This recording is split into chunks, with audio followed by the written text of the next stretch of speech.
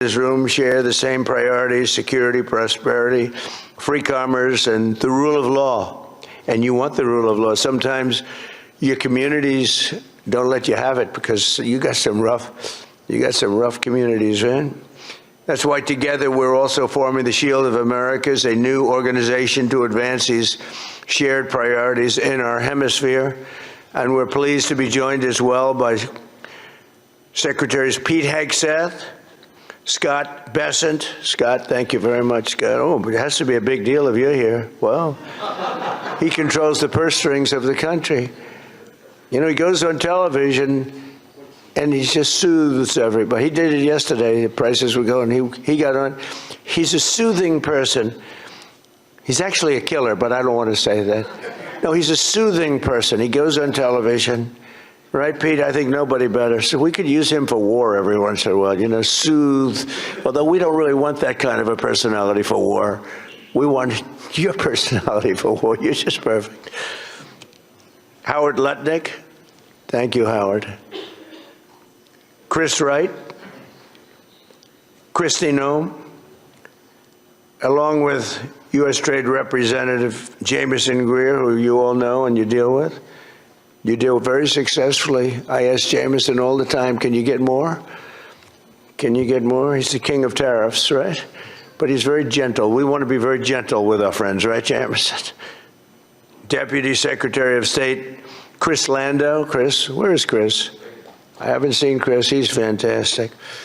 He was an incredible student. He went to the best schools, and he was #1 in his class at all times.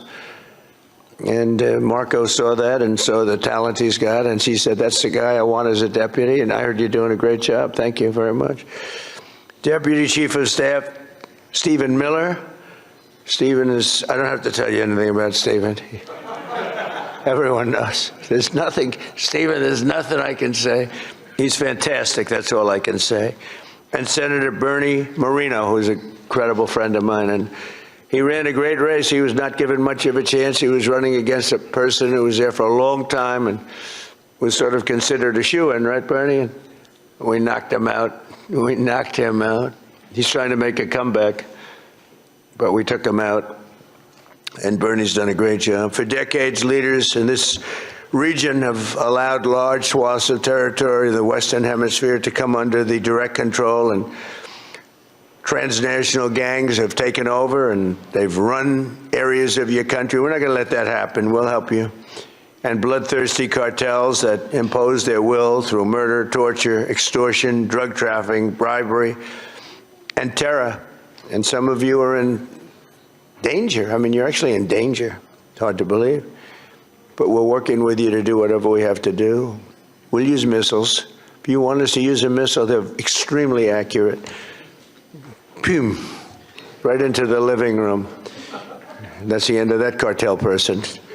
But we'll do whatever you need if you want. A lot of countries don't want to do that. They say, oh, sure, I'd rather not have that.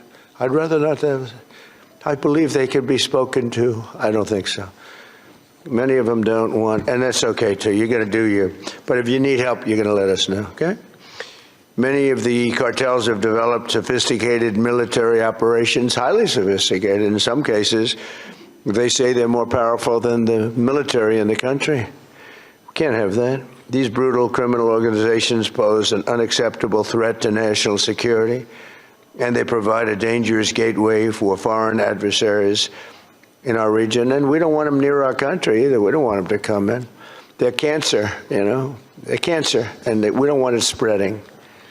We have a very strong border. You know, we have a border now where for 9 months, 0 people have been able to come through. It's hard to believe, actually, because we went from 25 million people coming in over the Sleepy Joe Biden, one of the worst presidents in history of the world. He was the worst president in the history of our country. We've had some pretty bad ones. Recently, we've had some pretty bad ones, but he's the worst. But he would go down as one of the worst in the world. I'm going to up his category now. It's horrible what he did. And what he didn't do was probably worse than what he did. Every leader here today is united in the conviction that we cannot and will not tolerate the lawlessness in our hemisphere any longer. The only way to defeat these enemies is by unleashing the power our militaries. We have to use our military. You have to use your military. You can't fight these people with, and you have great police. You have some great police, but they threaten your police. They scare your police. You're going to use your military. In many cases, our forces have already been working closely with yours, and the United States looks forward to deepening and expanding that cooperation in the months ahead. And it's so good that we got to know so many of you. I mean, we're so many. And I'd love to get to your countries at some point. Marco loves going to your countries. He's always at one of these countries. He likes your countries the best, okay?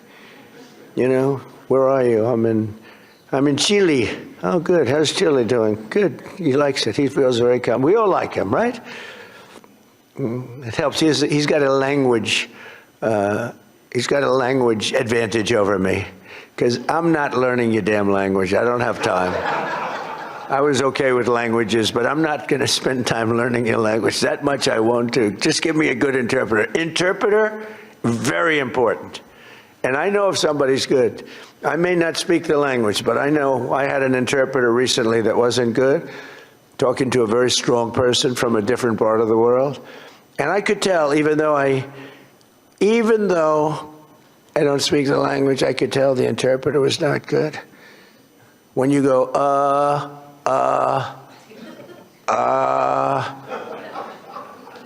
when I give a long, flowing, beautiful sentence, and in this case it was a woman, and she gave it in about 1/4 the time, I said, well, their language may be efficient, but it's not that efficient. And I could also tell when I have great interpreters. Interpreters are very important. You know, you have a bad interpreter. You think you're doing well? Boy, did I do a good job talking to this one or that. Was I great when I spoke to Putin today? Was I great when I spoke to President? Was I great?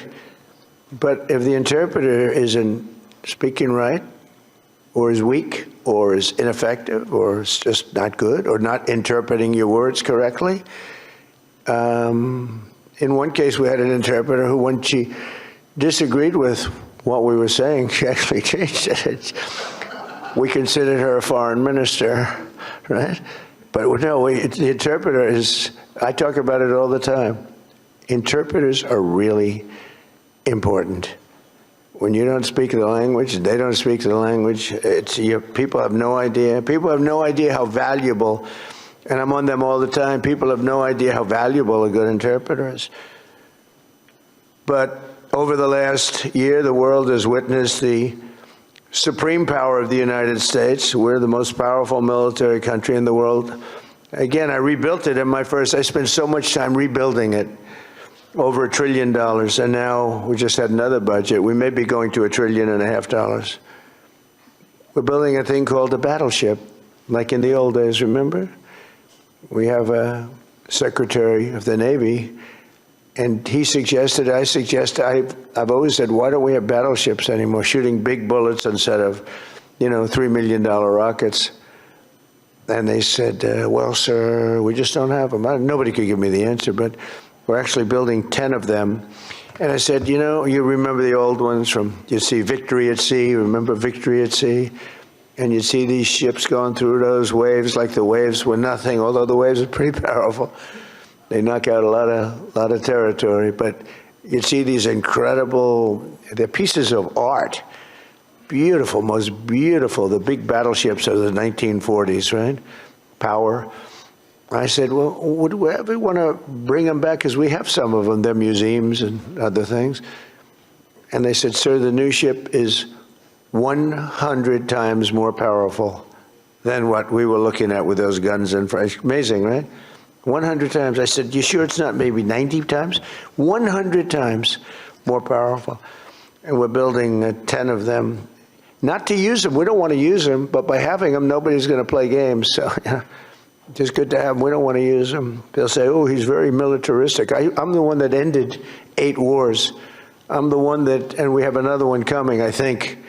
The easiest was that, and that was just, and as you would understand this, the hatred between Putin and his counterpart is so great, okay?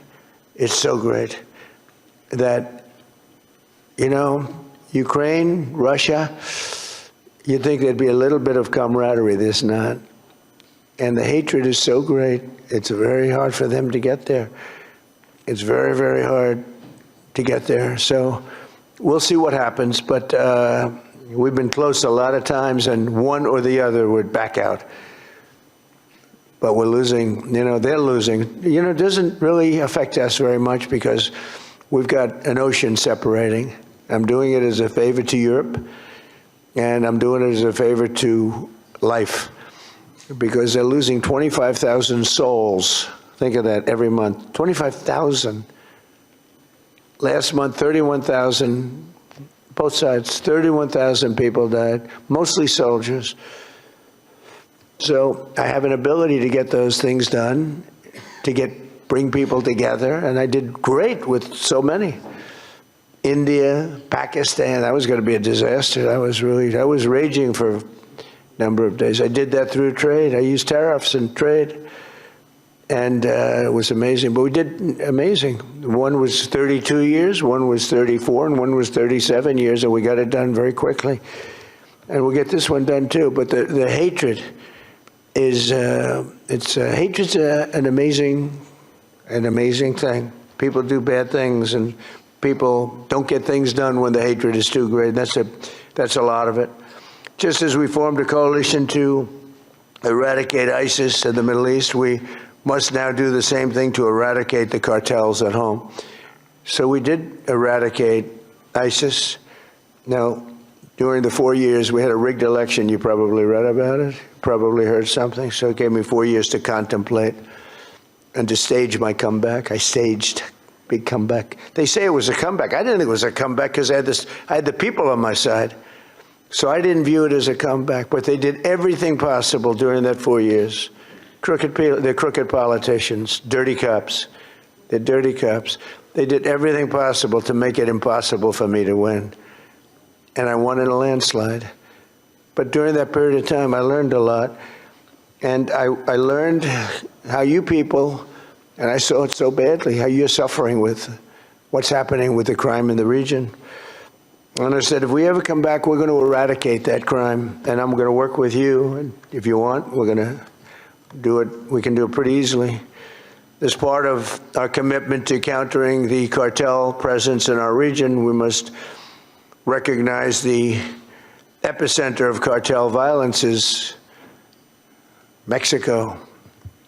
The Mexican cartels are fueling and orchestrating much of the bloodshed and chaos in this hemisphere, and the United States government will do whatever is necessary to defend our national security and to protect the safety of the American people. No, look, it's coming through Mexico. And I like the president very much. She's a very good person. She's got a beautiful voice, a beautiful woman, but a beautiful voice. President. I said, let me eradicate the cartels. No, please, President. We have to eradicate them. We have to knock the hell out of them because they're getting worse. They're taking over that country. The cartels are running Mexico. We can't have that.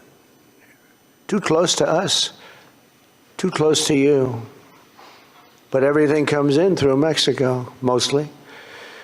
At the same time, all of us must recommit to ensuring that law and order within our own nations, and that includes showing zero tolerance for the gang activity, tremendous gang activity. In Venezuela, that's in much better shape than it ever has been. We've developed a great relationship in Venezuela. The savages who murder and rape with impunity must be permanently removed from society. We must not allow our criminal justice systems to be corrupted so that they protect these criminals and animals at the expense of your people. And for some reason, all over the world, this is a region that has problems that other regions don't have. They have different problems, but they don't have this problem. The United States last year, we achieved the largest drop in murder rate in recorded history. We have the lowest murder rate in 125 years. Hard to believe because, I don't know, it's, we've got a lot of them out, but we we allowed through the Biden policies and Obama, who was another terrible president, by the way. He was Barack Hussein Obama, terrible president. He was a divider, great divider. I call him the great divider. But they allowed a lot of people into our country that shouldn't be here, but in particular Biden, because Biden had no idea what he was doing. He had no clue. It was being run by whoever got near the auto pen was running the country. He was the auto pen president, and frankly, they let at least 25 million people come in to our country, some from prisons, some from mental institutions, gang members, the heads of gangs, the mentally insane, I'll tell you. People came in from mental institutions and insane asylums, and we took them. We had an open border policy. It's a policy divided and devised by idiots, but they pour it into our country. So we went from the worst border in history to by far the best border. We have the best, strongest border that we've ever had. We have great people that did that job. By securing our border and cracking down on traffickers and smugglers, we've reduced the fentanyl pouring across our border by 67%. This is in our first year, you know. Give me a little more time, we'll do better. 67%, which is a number that's unthinkable. You know, they say if you could do 2%, 1%, but we got it down 67%. And we got a lot of the murderers out. We had 11,888 murderers allowed in our country with this ridiculous open border policy that these eggheads put in. But we're also working closely with you on ending human smuggling and the implementing of the safe third country agreements, which are very important. In January, America's armed forces also ended the reign of one of the biggest cartel kingpins of all, with the Operation Absolute Resolve to bring outlaw dictator Nicolas Maduro to justice in a precision raid that nobody's ever seen anything like it. This was in a very powerful military base, fort. And they went in and they took him out and they got him out, and people couldn't believe it. They couldn't believe it. We were right into the heart and took him out. And it was nasty. It was about 18 minutes of pure violence. And we took him out. We lost nobody. Not one person was lost. Not one aircraft or no military equipment, zero. People have never seen anything like it. And you're talking about into a military base with a lot of soldiers, good soldiers. Since that operation, we've been working closely with the new president of Venezuela, Delcy Rodriguez, who's doing a great job working with us. I mean, she's doing a great job because she's working with us. If she wasn't working with us, I would not say she's doing a great job. In fact, if she wasn't working with us, I'd say she's doing a very poor job. Unacceptable. No, but she's doing a great job, Marco, right? And she gets along great with Marco. And we're taking out tremendous amounts of oil. They're making more money now than they've ever made. We have the big oil companies in. They are making more money. We're getting some. They're getting a lot. They're making more money now than they've ever made in the history of their country. Can you imagine? And it's being spent properly, and they're watching it closely. And I'm pleased to say that this week we have formally recognized the Venezuelan government. We've actually legally recognized them. We have also just reached a historic gold deal. It's called the gold deal with Venezuela to allow our two countries to work together to facilitate the sale of Venezuelan gold and other minerals. They have great amounts of gold. They have good land, I tell you, very good land. But they weren't able to take advantage. The system didn't allow them to take advantage of the value of their land. As we achieve a historic transformation in Venezuela, we're also looking forward to the great change that will soon be coming to Cuba. Cuba's at the end of the line. They're very much at the end of the line. They have no money, they have no oil, they have a bad philosophy, they have a bad regime that's been bad for a long time. And they used to get the money from Venezuela. They get the oil from Venezuela. But they don't have any money from Venezuela. They don't have any oil. They don't have anything from... People can't even... They land in Cuba. They can't get gasoline to fly out. They have to leave their planes behind. And they want to negotiate, and they are negotiating with Marco and myself and some others. And I would think a deal would be made very easily with Cuba. But for 50 years I've been hearing, as a little boy, I'd be hearing about Cuba. You know, Cuba's a disaster. But I've been hearing so much about Cuba. But Cuba's in its last moments of life, as it was. It'll have a great new life, but it's in its last moments of life the way it is. And but our focus right now is on Iran, and we'll do that. I would say, what will you do? Take about 2 days off, Marco? No, he won't. Maybe an hour. He'll take 1 hour off, and then he'll finish up a deal on Cuba. That'll be an easy one. But it'll be the entire region that we're doing that. Many of you have come today, and they say, I hope you can take care of Cuba, because you've had problems with Cuba, right? You mentioned. I was surprised, but 4 of you said, actually, could you do us a favor? Take care of Cuba. I'll take care of it, okay?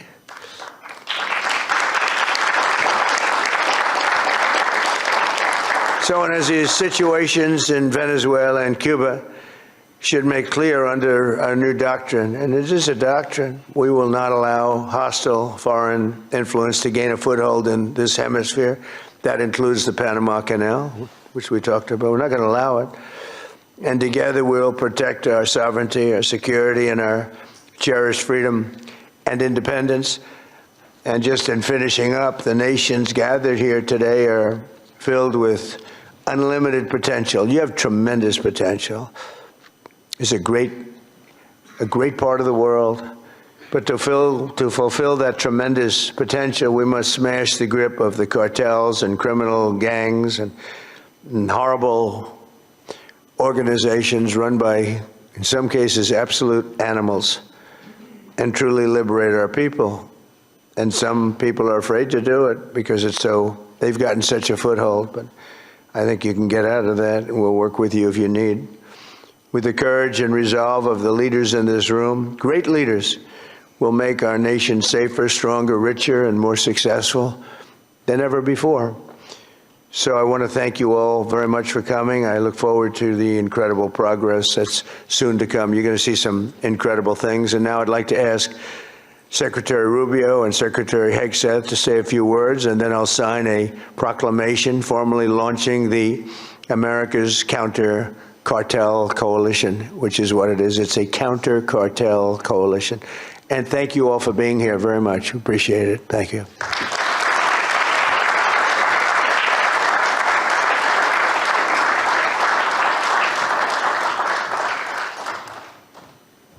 Well, thank you, Mr. President. I want to thank all the leaders that are here today. I'll be very brief. First of all, Mr. President, thank you for making this region a priority. We've had successive American presidents say that the Western Hemisphere is going to be a priority, and they never do it. And the president has made it a personal priority. He's also a president of action. It's why I believe he will go down as the most historic figure, one of the most historic figures in American history, and certainly of the last 100 years, because of what he has been able to do and is doing right now with the Western Hemisphere. Thank you for your bold leadership. It's an honor to be able to serve in your administration. And, Mr. President, 2 points I want to make. The first is, we have a lot of allies around the world. And we are grateful for our allies. And the countries represented here today, all 12 of the leaders here, are allies. But they're more than allies. They're friends. At a time when we have learned that oftentimes an ally, when you need them, maybe may not be there for you. These are countries that have been there for us, and these are leaders that are not just allies, they are friends. And they are always willing to work and cooperate with the United States. And we're grateful for them. And as you said, Mr. President, these are also countries with extraordinary potential. Some are fulfilling it, some are well on their way to fulfilling it. And this is important. We want to be a partner with you in that. We want the world to see that when you are a friend and an ally of the United States, it is a good thing. It's reciprocated. It comes back the other way as well. And so the fact the President is here today and making this a priority is so critical. If I may, because some of these cameras cover in Spanish. You all right about that? Oh, good. Please. We don't need an interpreter for this one. Quiero darle las gracias. I think I'm a good interpreter. You'll find out in a second. But las gracias a los países que están aquí hoy, estos países. Primero, el presidente ha hecho esta región una prioridad en su administración. Hay muchos presidentes que han dicho que lo van a hacer, pero él lo ha hecho y se lo agradecemos. Y muy agradecido a los 12 países que están aquí hoy. Estos son países que no solamente son aliados, son amigos. Son países que siempre responden cuando hay una necesidad y trabajan en conjunto con nosotros, y queda mucho por hacer. Estos son países que tienen una gran población, mucho potencial, y queremos ser sus socios en desarrollar sus países, sus economías y su seguridad. Y le doy las gracias de verdad por estar aquí en el día de hoy con nosotros. Que Dios bendiga a todos esos países, a los Estados Unidos, y gracias como siempre por la cooperación. Seguiremos trabajando en conjunto y vamos a hacer cosas muy buenas, muy importantes para esta región, que van a hacer que en las generaciones futuras nos van a agradecer la labor que estamos haciendo en el momento de hoy. Thank you very much. Thank you. Is he better in Spanish or in English? I think he's better in Spanish. I mean, it's great. Pete, please. Thank you, sir. Mr. President, I only speak American. That's right, I speak Cuban. Well, Mr. President, it's an honor to be here and to establish in this hemisphere peace through strength. For far too long, our country's gaze was only on borders in far-flung places. Not our own border, not our own hemisphere, not the Western Hemisphere. President Trump has established the Trump corollary of the Monroe Doctrine, the Monroe Doctrine. And the War Department is implementing it as fast as we can. In fact, 2 days ago, Mr. President, we launched 18 countries were signatories to the America's Counter Cartel Coalition, ACCC, which is not just an organization that's going to hold conferences and release white papers. That's not what we exist to do. It's an action coalition of like-minded countries who are going to bring their capabilities to bear, with American leadership at the forefront, to ensure we attack and get after this cartel challenge, which for far too long we have accepted as some new normal in our own countries. President Trump and the American people rejected that in our own. We don't have to live with communities flooded with drugs or violence or cartels and gangs. We can seal our border, and we have to for our citizens. We share a hemisphere and geography. We share cultures, Western Christian civilization. We share these things together. We have to have the courage to defend it. And we have a commander-in-chief in our country who's set that compass heading.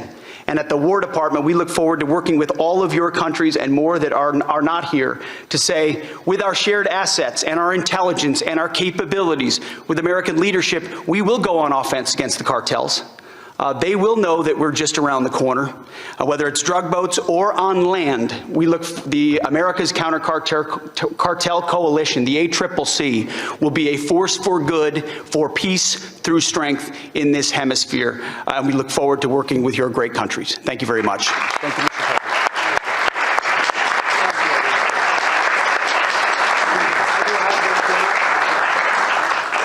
Would you like to come up and surround us here?